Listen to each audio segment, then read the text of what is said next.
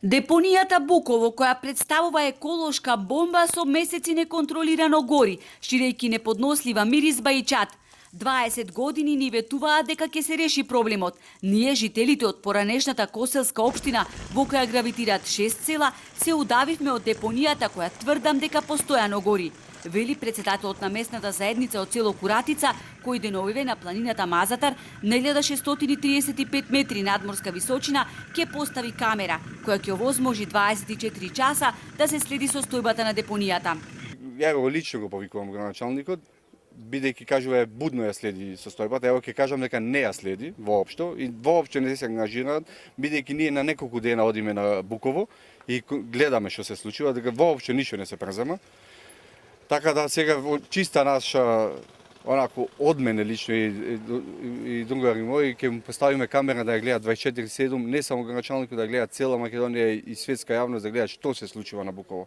Од Државниот инспекторат за животна средина, кои изминатите 2 месеци во неколку наврати извршиле инспекциски надзор, вела дека депонијата има влијание не само врз површинските води, туку првенствено врз квалитетот на воздухот, бидејќи при согорување на отпадот се ослободуваат канцерогени емисии. Дадени се насоки на директорот на јавното предпријатие Комуналец од Охрид итно да интервенира за да се изгаснат пожарите.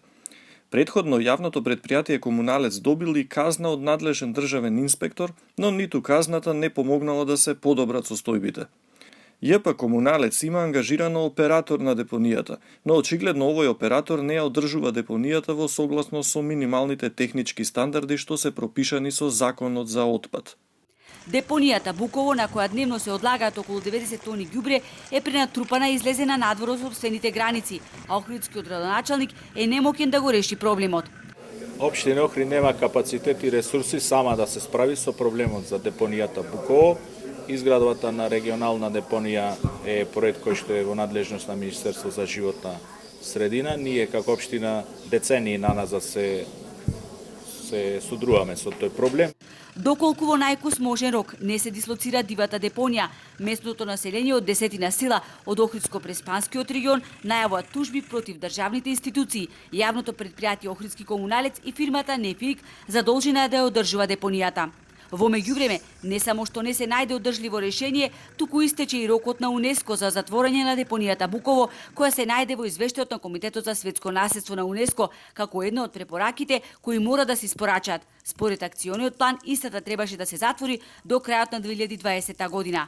Првиот човек на Охридски Комуналец се вели дека единствено и долгорочно решение на проблемот е отворање на регионална депонија, а до тогаш морале да одлагаат ѓубрето во Буково, оти немале друга солуција.